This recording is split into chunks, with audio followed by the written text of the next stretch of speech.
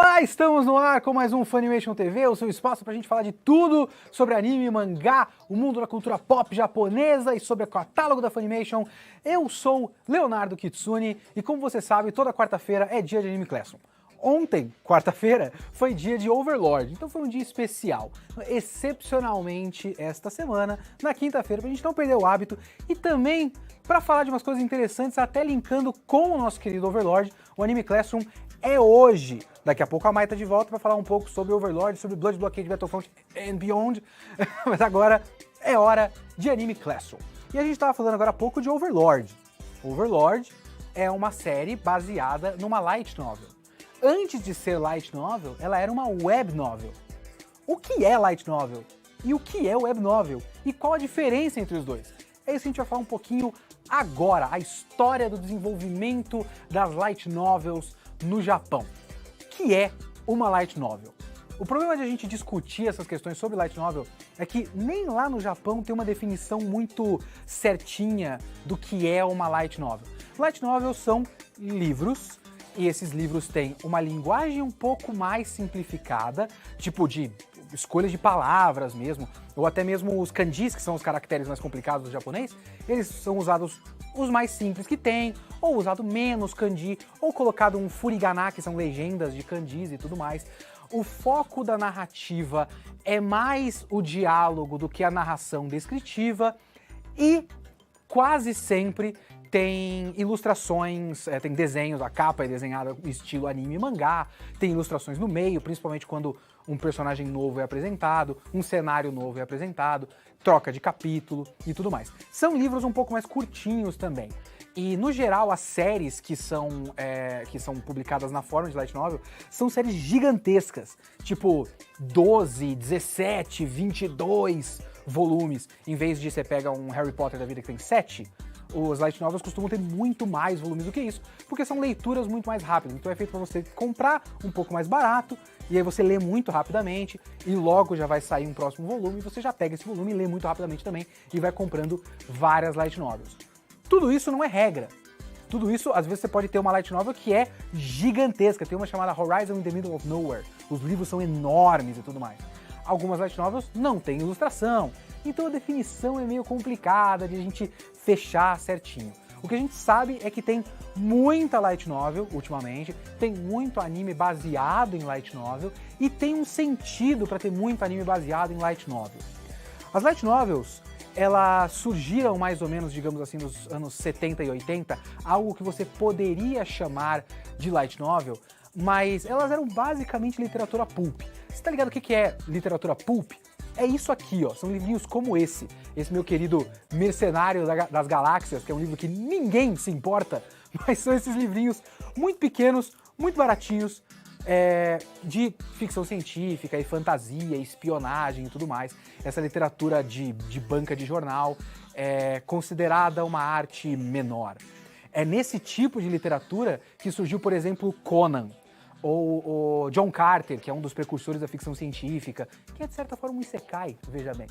Então, no Japão também tinha livros muito parecidos com esses Conans e John Carters da vida, como por exemplo Legend of the Galactic Heroes, e o Lodoss War, e o Gwyn Saga. Gwyn Saga, que é uma série de fantasia que é uma das inspirações do Berserk. Essas séries saíam em livros com ilustrações de mangakas e tudo mais, e elas deram em adaptações em animação. O Galactic Heroes tem uma animação clássica, cultuada por muitos hoje em dia e tudo mais. Então, essas light novels, esses livros pulp japoneses, são meio que os precursores das light novels que a gente tem hoje, porque eles foram atraindo a atenção de fãs de anime e mangá por conta dessas ilustrações feitas por mangakas famosos. E não só a gente tinha essas ilustrações dos mangakas, como tinha essa interseção temática.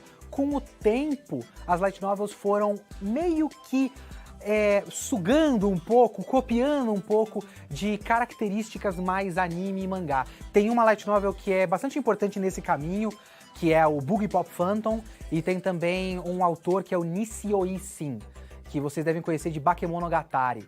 Antes do Bakemonogatari teve uma outra série dele chamada Zaregoto, que também é muito importante para esse caminho das séries que iam emulando características de anime e mangá.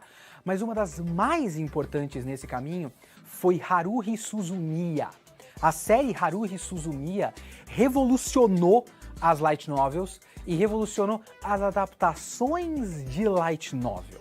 Porque o Haruhi Suzumiya, ele não só extrai muito das suas características de anime e mangá, ele também é meio que uma paródia dos clichês de anime e mangá. Então você foi perder um pouco a ficção científica pesada, a space opera, a fantasia, estilo Berserk, a fantasia estilo Tolkien e tudo mais, e você foi indo mais para as histórias que talvez tenham alguma coisa sobrenatural, mas se passam mais em escolas, por exemplo. Elas foram cada vez mais ficando parecidas com anime e mangá.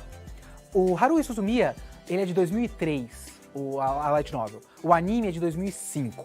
Eles foram muito importantes para ter cada vez mais adaptações de light novels. Só que nesse momento, 2003, 2004 e tudo mais, uma outra revolução estava começando a acontecer. Porque em 2002 saiu uma novel chamada Deep Love. Essa Deep Love, do autor Yoshi, ela não foi publicada numa editora. Ela foi publicada por celular. Eu já falei aqui, por exemplo, dos isekais, e eu falei do site que é o Shosetsu Kaninaro. O Shosetsu Kaninaro, ele estreou em 2004, se eu não me engano, foi lançado em 2004. E esse era um site que é muito importante para democratização até do acesso às pessoas poderem escrever essas histórias, porque antes você tinha que fazer o caminho mais tradicional, que você escreve a sua história, manda para uma editora, espera que eles peguem a sua história e tudo mais. Com o Shosetsu Kaninaro, você pode publicar a sua história sozinho, independentemente. E os leitores vão votando em o que é mais interessante, e aí você vai, o que a gente já falou nos isekais, você vai criando esse espécie de algoritmo do que vai decidindo o que é mais popular ou não. E sites como esses, como o Arcadia, por exemplo, eles acabam fechando um círculo de público, porque não só quem está lá no site lendo é o fã de anime e mangá, de um caminho das light novels emulando anime e mangá, como quem escreve também. Então, você tem esses caras que as referências deles são as coisas que eles já leram. E a coisa acaba se fechando um pouco mais.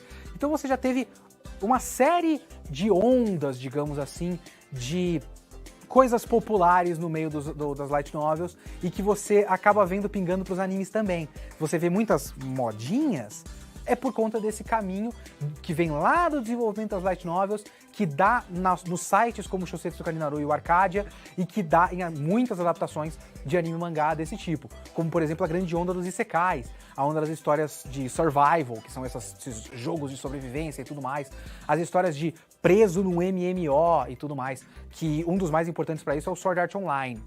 O Overlord é de 2010. O Overlord ele tá meio que numa interseção entre a onda das histórias que são preso no MMO, que são proto-isekai, digamos assim, com essas histórias mais próximas do isekai que a gente tem hoje, com esse personagem ultra poderoso e talvez muitas mulheres interessadas nele e tudo mais. Tudo isso são as tendências das light novels que acabam surgindo nesse ambiente fechado desses sites. E essas histórias publicadas direto nos sites, no Shosetsu Kaninaro, no Arcadia, o Arcadia foi onde foi publicado o Overlord, por exemplo, essas são as web novels, são as novels publicadas na web. Então qual é a diferença entre uma web novel e uma light novel? Muito pouco a essa altura, porque a web novel são essas light novels publicadas independentemente na internet. Muitas vezes elas são compradas por editoras e aí publicadas impressas, como foi o caso do Overlord, que está até sendo publicado aqui no Brasil pela JBC, a versão impressa. É um caminho muito natural. As editoras pegam histórias que já têm um público cativo, já tem leitores e fãs. Então isso está sendo muito comum. Então é isso, web novel publicada direto na internet. Light novel publicada direto no impresso, mas muitas vezes light novels já foram web novels. É isso, você aprendeu! E você vai assistir agora Overlord e a gente já volta.